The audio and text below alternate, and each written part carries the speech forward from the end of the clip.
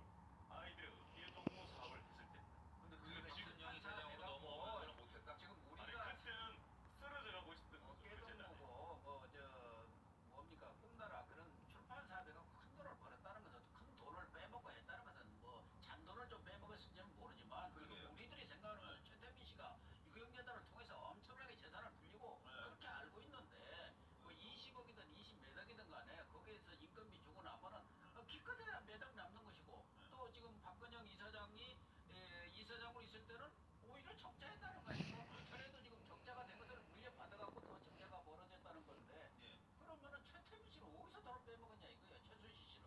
예를 들어 그 최순실 씨라든가 최태민 씨가 뭐 2, 3천억 뭐 2, 3천만 원 뭐 매달 빼먹었다고 뭐 그럴 수도 있는데 그런 지금 정도. 최태민 씨의 재산이라는 게 100조가 된다 뭐 이런 소리까지 나오고 있는 판국에 과연 유경재단을 통해서 최태민 씨가 최순실 씨가 거기서 돈을 불렸다.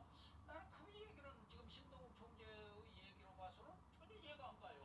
거기서 수백억씩이 남는다든가 땅을 팔아먹어버렸다든가 예를 들어 벌써 몰래 자기들끼리 그런데 뭐 거기서 거기 무슨 수익사업으로든 뭐 어린이회관을 운영해도 그게 얼마나 되겠습니까? 책 팔아가지고 무슨 돈이 얼마나 되겠단 말이에요. 그 지금 우리 그게 이해가 안 간다 우리 이거예요. 저기 고영신 교수께서 하신 말씀 중에 질문에 약간 오류가 있어서 보는데 그 당시 최태민 씨가 유경재단에서 많은 돈을 빼내갔다라는 것은 물증이 없습니다. 그리고 지적하신 대로 그만큼 유경재단의 수익 모델이 되지 않습니다. 그러니까 제가 예. 물어보는 거예요. 그런데 그 당시에 증언자들 또 다른 증언자들에 의하면은 그 당시도 재단이 재정적으로 굉장히 어려웠기 때문에 그 당시 박근혜 이사장께서 월급을 주지 못하고 공과금을 내지 못해서 힘들어할 때면 이런 이야기고 최태민 고문이 한 바퀴를 돌고 온다는 겁니다. 그런 증언이 있어요. 그러고 나서는 돈이 들어온다는 겁니다. 그런데 그분들의 주장에 의하면 그 돈이 100% 전달이 안 됐을 것이다라고 주장하는 사람들이 있었습니다. 어디로 100% 전달이 안 돼요? 예를 들자면 외부에서 예를 들어서 1,000만 원이 생겼다. 그러면 유경재단은 100만 원만 들어간다는 겁니다. 근데 그건 확인된 게 아닙니다.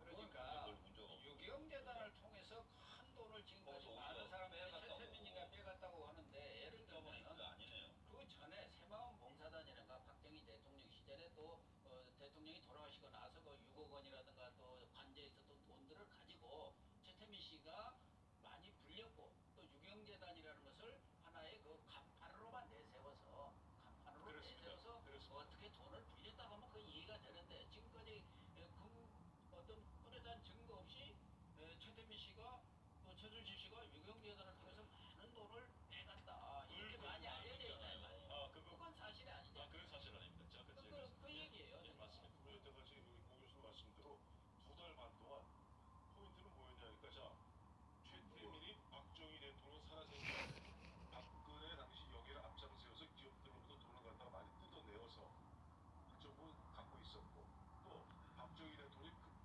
급격히 급작이 서거하신 이후에 어쨌든 박정희 대통령이 갖고 있었을 것으로 짐작되는 그런 부분들이 넘어왔는데 유경재단이 82년 말에서 83년 1월 1일자로 박근혜 당시 영예가 취임하거든요. 그리고 사실 90년까지 한 8년 가까이 7년 반 정도 보면 이사장을 하고 그 당시에 보면 아까도 말씀하셨습니다만 최태민이 거기서 수고해서 최순실도 거기서 뭐 보면 쓱 빼갖고 초이 유치원도 만들고 근하원도 만들어서 쓱 돈을 빼고 그래서 저희는 거기서 어마어마한 돈이 거기서 형성되어서 유경재단이 어떤 돈을 갖다 통으로 들어먹었다. 아까 다르지 않는 세부로 알았죠 지금. 제가 뭐 조지면 파수꾼이다라고 얘기해도 그러니까 신동 총재 그러니까. 말씀을 들어보면은 이거는 보면은 아무것도 아니었고 또 아까 82년 그러니까 최태민이 살아서 그 박근혜 당시 이사장을 도왔던 게 83년부터 90년까지란 말이에요. 예예. 그때는 전두환 대통령 기간이 한 6, 7년, 5, 6년 되고 예. 노태우 대통령이 한 2, 3년 됩니다. 그리고 87년 되면은 이미 당시 박근영의 두 번째 영예하고 박근혜 이사장하고 충돌을 빚기 시작하고 결국 그것이 이제 90년에 노태우 대통령한테 그 탄원서 쓰는 그렇게 연결되지 않습니까? 그럼 전두환 대통령 시절에 엄마 왜? 전두환 대통령이 떨떠름하게 박근혜 엄마 왜? 이사장을 생각했을 텐데 일단 이사장 유경재단 돌려주었지만 응? 그런 식으로 아주 음악적인 미국인들이 또 음악과 연결시켜서 도와주고 그 엄마가 메시지 보내 다음에 내가 그걸 했는데. 신동 총재가 유경재단에 결합한 게 2006년이란 응. 말이에요. 2007년. 응. 근데 이제 박근영 이사장이 될 때는 98년이고 엄마, 90년, 20년. 나 지금 이거 영상 찍고 있는데, 나 이거 마인크래프트로 영상 찍고 있는데 유튜브에다 올지 말지 모르겠어. 유경재단 이름을 팔고 최태민 씨가 잠깐만. 이런 소문이 있는데 대통령을 팔아가지고 또 유경